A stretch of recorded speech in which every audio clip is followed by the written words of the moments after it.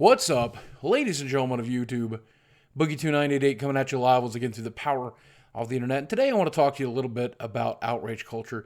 And I'm not going to make this one of those jumpy, cutty little vlogs in which I try to be very quippy. I want to talk to you about this from person to person. And first off, I want to say that if you watch my content, statistically speaking, you are a person that is fairly level-headed and unbiased and fairly open-minded. And if that is you, I absolutely thank you for being part of my life and being part of my channel. A good number of you, though, a small percentage of you, certainly a minority of you, are very outraged all the time. You're outraged by a thing that I say, you're outraged by a thing that I do, you're outraged by a topic that I cover. Sometimes you're just outraged that I exist. Some of you are just flabbergasted that I'm making YouTube videos, or that I'm the size that I am, or I look the way I look, or I came from where I came from, or I am what I am. It's weird to me because when I was growing up, I could not have imagined what the internet is. Like, I don't know if you understand, but I lived at a time before every home had a computer. I lived at a time before 1 in 100 homes had a computer. When we wanted to talk to somebody, we met them in person. We met them in a meeting hall. We met them down at the bar. We met them at the arcade.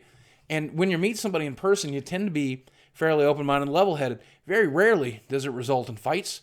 Very rarely does it result in screaming matches. Very rarely does it end up in what we do on the internet every single day. And eventually I discovered the internet in the 90s. You know, I was playing video games. I was mudding. I was talking on IRC. Eventually, I moved on to ICQ and AIM and stuff like that, and started playing in social video games like World of Warcraft and EverQuest and Warcraft 3. And all of those things are fantastic. And every once in a while, some of my friends and family or even strangers would start screaming at each other, but I just never really took part in it. Sometimes I trolled, and had fun with it, and I would upset people, but even that, it was mostly just for fun, and nobody seemed to take it all that serious. These days, people seem to take the internet really seriously. Like, really, really, really seriously. And I think you know the people that I'm talking about. You see them on every day on the Reddits and on Twitter and in the YouTube comments and on Facebook. And it's so bizarre because I could not have imagined that that's what we would do when we got the gift of the internet. The ability to speak with anyone, anywhere, at any time, regardless of the color of their skin or their racial background or the country of origin or who and what they are. You have the opportunity to learn from all of these different people. And instead on the internet, we tend to find people who just agree with what we say. We spout out the thing that we believe and then want to have that repeated back to us as many times as humanly possible. I mean, it's ultimately mental masturbation, it seems like to me. And this is especially true when it comes to outrage culture. Outrage culture, outrage culture. People are so excited to be mad at the new trendy thing. And I capitalize on that every day. I make the Francis videos. Sometimes I mean what I say in a Francis video, but more often than not, I'm just kind of making fun of outrage culture. I'm making fun of how outraged we can be about some minor change. I think it's okay to not like things. I just don't think it's okay to be a dick about it. I don't think the name calling and the frustration and the anger and the just shitting all over other people really makes a lot of sense. It's certainly not constructive. And in debate class and in extemporaneous speaking and paper writing, I learned something very interesting. I learned that if you want to convince somebody who doesn't agree with you to agree with you, you don't start by shoving your point down their throat. You certainly don't start by calling them names or calling them stupid or calling them pieces of shit or shitting all over the bed. You don't do that. What you do instead is you're open and inviting and informative and kind, and that is how you convince somebody else. And I think that is, I know that's not the goal for everybody, but that's generally my goal.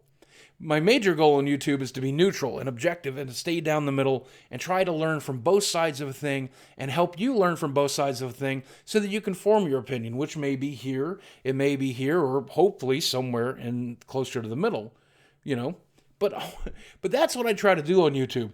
Not all the time and not everything in my personal life. I'm fairly liberal in my personal life, But it doesn't mean I won't learn from a conservative.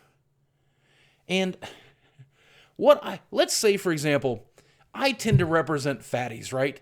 Because I'm a big fatty, and I'm the fattest fat hole on YouTube, right? Everybody knows that. And so a lot of people who have prejudices against fat people, or hatred against fat people, or misconceptions about fat people, my goal is to break them down. And certainly I'm not going to make a video saying, fuck you, you dumb shits, you're fucking wrong about fat people, suck my fat rolls. Like, I'm not going to do that because then I'm not going to get anywhere. But if I make videos on other topics and introduce myself as an actual person that has actual feelings and lead them in slowly into the discussion of why I'm fat and how I got fat and why I'm having difficulty losing weight, I can slowly pull that person slightly in my direction. There's an old saying, you never boil a frog by throwing it in a boiling pot. It'll leap right out. But if you put it in a pot full of room temperature water and slowly raise the temperature to boiling, it'll stay in there. That's how you slowly boil a frog. There's another old saying, you catch more flies with honey than vinegar. But I think they actually like vinegar, so that's beside the point. The point that I'm making is, I feel like many of us use the internet wrong. And if all we want to do is mentally masturbate and hear our own opinions echoed back to us, we're doing it right. I guess that's it. But for those of us who are trying to change the world for the better, or at least change a few people's minds, or at least get them to think a little bit more like us, even if we're just as stupid as everybody else, we need to do it in a much kinder, much more gentler, much more thought-provoking way. And I think that outrage does not have its place in that. I understand outrage, though I really do. I'm an angry person. A lot of people don't get that from my videos, and I'm very glad that I'm able to hide it well. But I'm an angry person. I've been angry for a really long time about a large number of things. And I try to never let that be part of who and what I am. And I certainly try to not let it take hold of my actions, but sometimes it does. And sometimes you get just so fucking frustrated and so angry that it feels good to let that out into the world. It feels good to be cathartic. It feels good to scream whatever opinions you have on the internet. And it feels even better when other people are angry at you. And you know what? Sometimes that rage, that anger, that pain wells up inside of us so much we don't have a choice. If you are being systematically put down by the world you live in, if life is unfair, you've buried your wife to cancer at the age of 39, it's okay to be fucking mad. I get that. I understand that. And that's okay sometimes, but it should never be the matter, of course. And I don't know the point of this video other than to just get this thought out of my head. Over the weekend, I've read a lot of people's comments, and I watched a lot of people's videos about a certain topic, which will probably be irrelevant eventually if you see this video later in the future. And some people are really, really mad, while the rest of us are here in the middle, or just doing what we do, making a video about it sometimes, making a few comments, shrugging, moving on, hoping for the next great thing. I hope that's what you're doing. I hope that if you learn anything from this video, it's to be kinder and nicer to other people, even when that isn't the thing that will make you feel really good. And I hope that you can respect me for making that decision myself. And if you don't make that decision too often, maybe if you did it just a couple more times as a favor to me, not only would that make the world a little bit nicer, but maybe you can convince somebody to come to your side on whatever topic it is. And that feels a lot better. It feels a lot better than posting in your subreddit the thing to have 30 people agree with you. It feels so much better to have that one guy who didn't agree with you last week to concede a point today. I promise you it does. Guys, thank you guys for watching. I love you very much, and I'll speak with you again soon.